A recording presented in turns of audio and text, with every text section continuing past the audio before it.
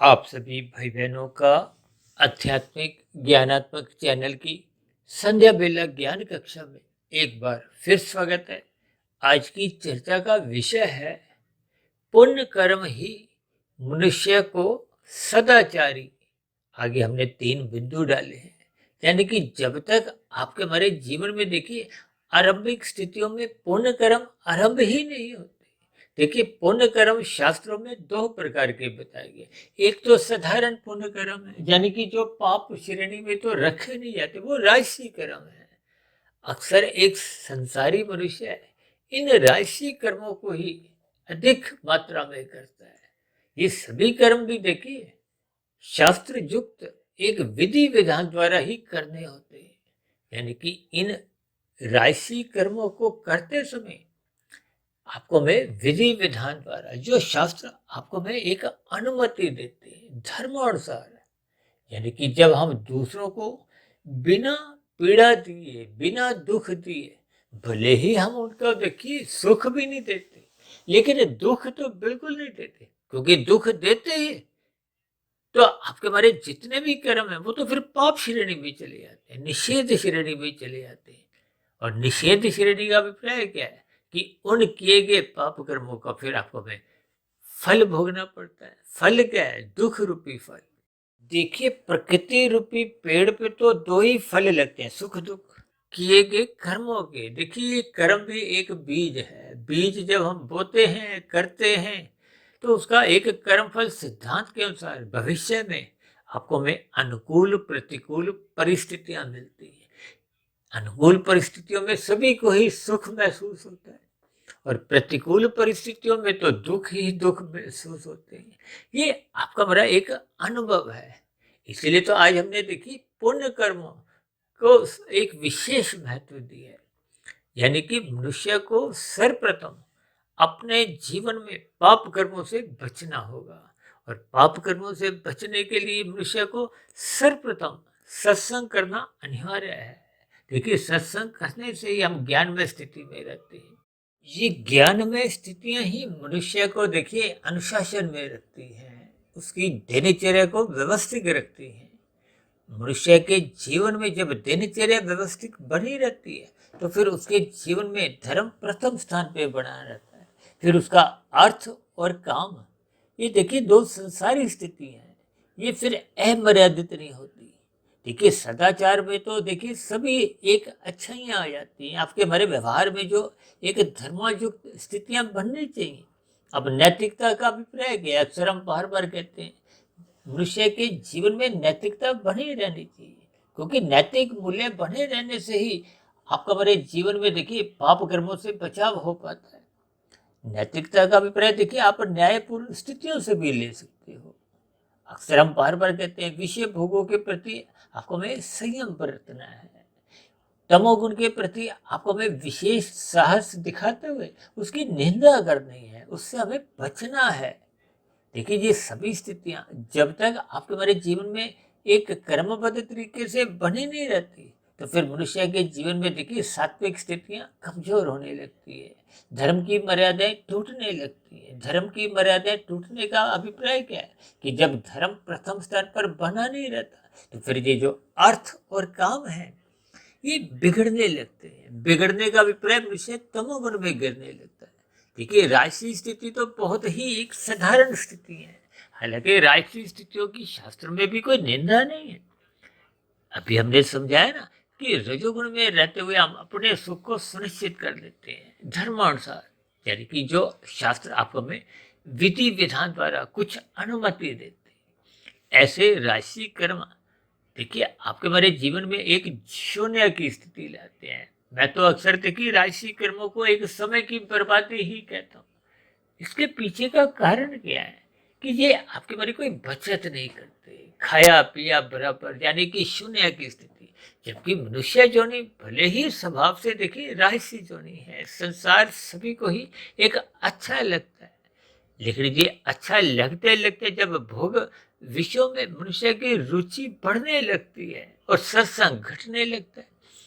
लेकिन जब जब सत्संग घटता है सत्वगुण की न्यूनता होने लगती है, जैसे प्रकाश कमजोर पड़ता है, देखिए शाम को जब सूर्य ने अस्त होना होता है उससे पूर्व उसकी एक ढलती शाम कहते हैं। जैसे सूर्य की किरणें कमजोर पड़ने लगती है तो फिर धीरे धीरे अंधकार आने का अपना एक साहस दिखाता है। और जैसे ही प्रकाश पूर्ण रूप से लुप्त हो जाता है, भाग जाता है, देखिए आपके हमारे जीवन में भी ये सत्संग ज्ञान की स्थितियां, जब जब ज्ञान से हम विमुख होते जाते हैं, सत्संग कमजोर होते होते आपके हमारे जीवन में समाप्त होने लगता है, तो फिर ये विकार रूपी अंधकार की स्थितियां बनने लगती हैं। देखिए अंधकार में तो आपका हमारा स्थूल शरीर ही ठोकरे खाता है।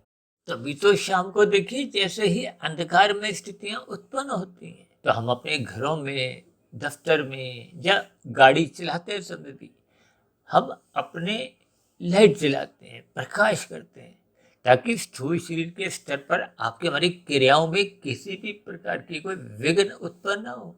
देखिए जब तन के स्तर पर ठोकरें लगती हैं तो वो ठोकरें आपको हमारा कोई लाभ नहीं करवाती। देखिए स्थूल शरीर के स्तर पर जब जब कोई दुर्घटनाएं होती हैं, ठोकरें लगती हैं, तो आपको हमें स्थूल शरीर के स्तर पर एक नुकसानदायक स्थितियां बनती हैं, चोट लगती है। और चोट लगने पे कोई देखिए खुशी की स्थितियां तो नहीं बनती। ठीक इसी तरह जब जब हम सत्संग नहीं करते तो आपके हमारे सूक्ष्म शरीर में मन बुद्धि की स्थितियों में कमजोरी आने लगती है। देखिए बुद्धि को भले ही एक विशेष सात्विक स्थिति कहा गया, अक्सर हम कहते हैं ना अपना बुद्धि के बल्ब को सदा ऑन रखो, जलाकर रखो, क्योंकि बुद्धि ही सही गलत की पहचान रखती है। मन को सही गलत की पहचान नहीं। मन अक्सर, देखिए कहते हैं ना मन ही बंधन का कारण है, मन ही मोक्ष का कारण है। मोक्ष का कारण क्यों कहा जाता है कि जब ये सत्वगुण का संग करता है, बुद्धि के नियंत्रण में रहता है।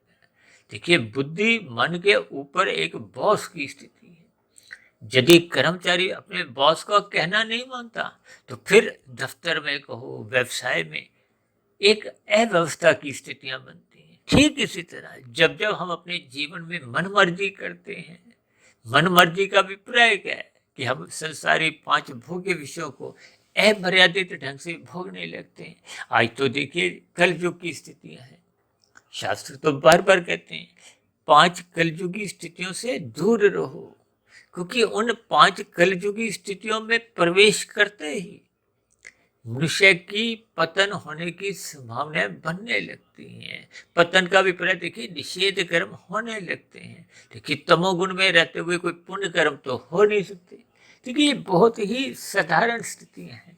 अक्सर इन सभी स्थितियों पर हम सुबह शाम, क्योंकि सुबह हम देखिए ब्रह्म मुहूर्त ज्ञान उपदेश कक्षा में एक गंभीर विषयों को लेते हैं, शास्त्रों की सैद्धांतिक बातों को स्थूल शरीर, सूक्ष्म शरीर, कारण शरीर पर चर्चाएं करते हैं। प्रकृति के तीन गुणों की, तमोगुण, रजोगुण और सतोगुण की चर्चाएं करते हैं। ये विशेष प्रकार के देखिए हम विषय जो ब्रह्म मुहूर्त में लेते हैं, क्योंकि आत्मा और परमात्मा का तो देखिए और भी सूक्ष्म विषय है। इन सभी स्थितियों पर हम शास्त्रों में बताई गई एक यथार्थ स्थितियों पर कुछ ना कुछ वीडियो के द्वारा प्रकाश डालते हैं। और शाम को थोड़े हम सरल विषय ले लेते हैं, सरल शब्दों में कुछ व्याख्याएं रखते हैं, ताकि बात आपको वे शास्त्रों की ही समझ में आ जाए, आपके हमारे जीवन में बुराइयां समाप्त हों। क्योंकि बुराइयां देखिए आरंभिक स्थितियों में आती तो हल्के हल्के हैं, लेकिन यही बुराइयां जब स्थूल शरीर के स्तर पर आपकी हमारी आदतें बिगड़ती हैं तो फिर मन बुद्धि के स्तर पर बार बार वो आदतें ही फिर वो स्वभाव का रूप धारण कर लेती हैं। और फिर जब ये कुछ समय विशेष तक निरंतर स्वभाव के रूप में बनी रहती है तो फिर कब कारण शरीर में जाके ये संस्कार का रूप धारण कर आपके हमारे जीवन की दिशा ही बदल देती है। देखिए ये सभी स्थितियां आरंभिक स्तर पर मनुष्य बहुत हल्के में लेता है, लेकिन ये आपके हमारे जीवन की स्थितियों में बिगाड़ ले आती है। कर्मों में बिगाड़ आने का अभिप्राय क्या है कि कर्माशय बिगड़ जाता है। कर्माशय बिगड़ने के साथ साथ संस्कार बिगड़ते हैं। जब कर्माशय बिगड़ जाता है तो मनुष्य की मरने के बाद पुनः मनुष्य योनि की प्राप्ति होती नहीं है। देखिए नीचे की योनियों की तो 80 लाख प्रकार की योनियां शास्त्रों में कही गई, और उन 80 लाख प्रकार की योनियों में ऐसी कितनी ही योनियां जिनके हम नाम सुनकर ही भयभीत हो उठते हैं। उन जोनियों में भी आज जितने भी जीव हैं, जीव का अभिप्राय देखिए, उन जोनियों में जितने भी आत्माएं उन शरीरों में वास करती हैं, वो दुख भोग रही हैं, वो भी कभी ना कभी आपके हमारे समान देखिए मनुष्य जोनी में ही थे, चाहे लाखों करोड़ों अरबों वर्षों पहले। ठीक है, इन सभी स्थितियों की गणित को आपको में समझना चाहिए। इसलिए तो देखिए हम प्रतिदिन शाम को कुछ ना कुछ वीडियो का कुछ ऐसा नाम रखते हैं कि किसी तरह आपके हमारे जीवन में बुराइयां समाप्त हों, अच्छाइयां पनपने लगी। क्योंकि अच्छाइयां का अभिप्राय देखिए पुण्य कर्मों से है। अभी हमने बताया ना, साधारण पुण्य कर्म तो देखिए राशि माने जाते हैं, हालांकि संसार में भी पुण्य कर्मों का अभिप्राय देखिए विशेष प्रकार के परोपकार के कार्यों से लिया जाता है।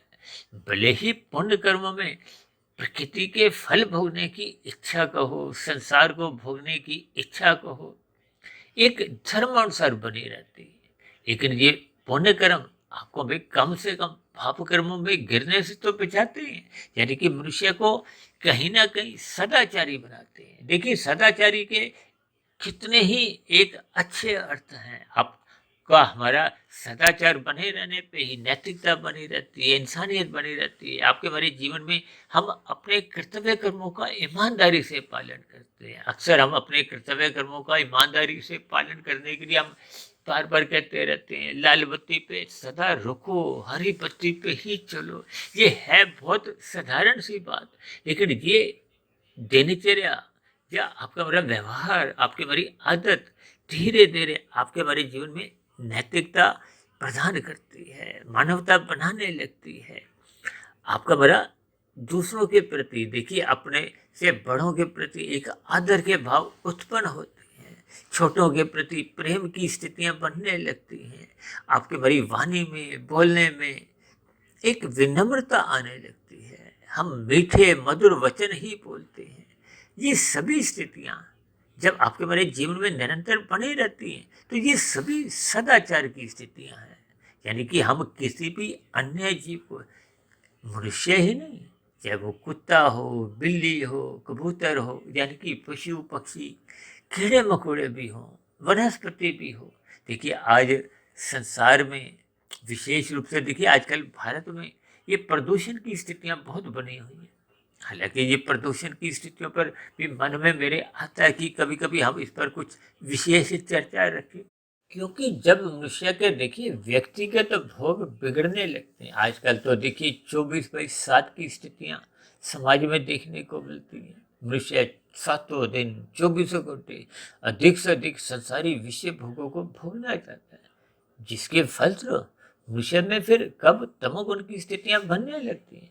ये शास्त्र बार बार कहते हैं, ये दूध कीड़ा, मद्यपान, स्त्री संग, हिंसा और अनीतिगत कार्यों से कमाए गए धन, स्वर्ण, इसमें तो कलयुग का वास है। कलयुग का अभिप्राय इनमें तामसी स्थिति है, और तमोगुण में गिरते मनुष्य से पाप कर्म ही होते हैं।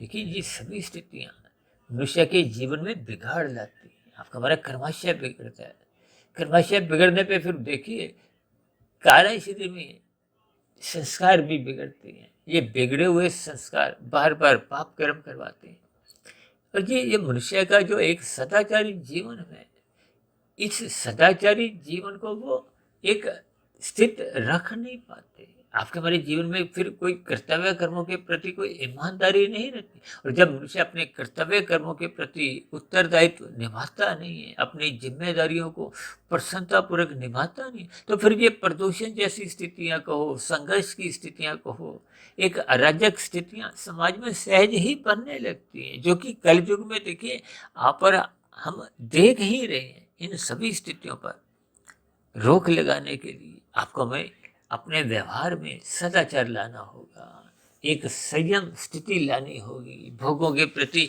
एक विशेष प्रकार का संयम जगाना होगा। ये सभी स्थितियां बनती हैं जब मनुष्य पाप कर्मों से बचता है।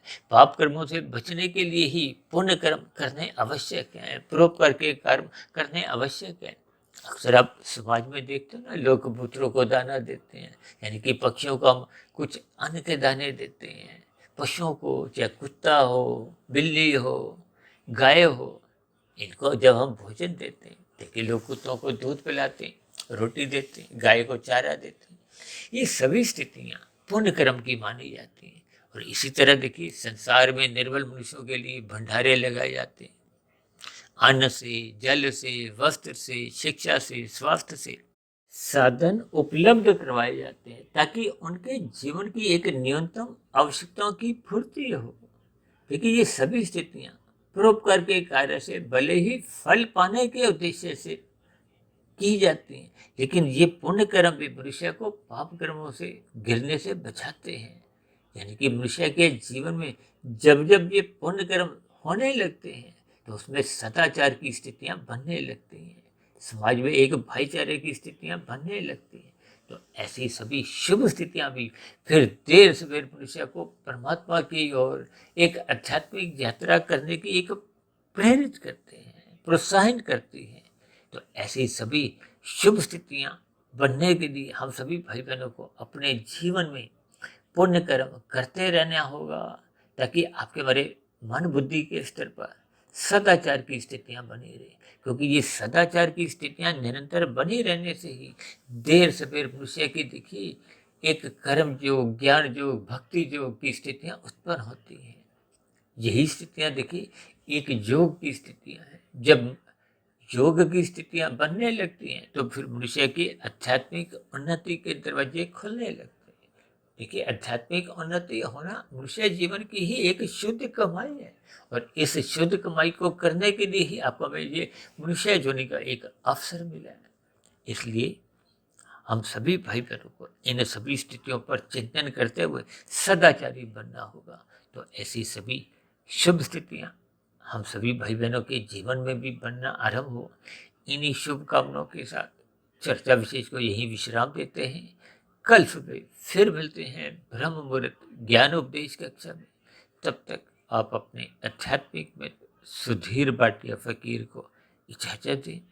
फिर भी वीडियो संबंधित आपके मन में कोई प्रश्न उठ रहा हो, कोई मेरी कही गई बातों पर ही आपको किसी प्रकार की कोई आपत्ति हो, तो आपके प्रश्नों का, आपके सुझावों का और आपकी शिकायतों का नीचे दिए गए कमेंट्स बॉक्स पर और प्रश्नोत्तर ज्ञान कक्षा में सदा ही स्वागत है। चर्चा विशेष को ध्यानपूर्वक सुनने के लिए आप सभी भाई बहनों का भी बहुत बहुत धन्यवाद।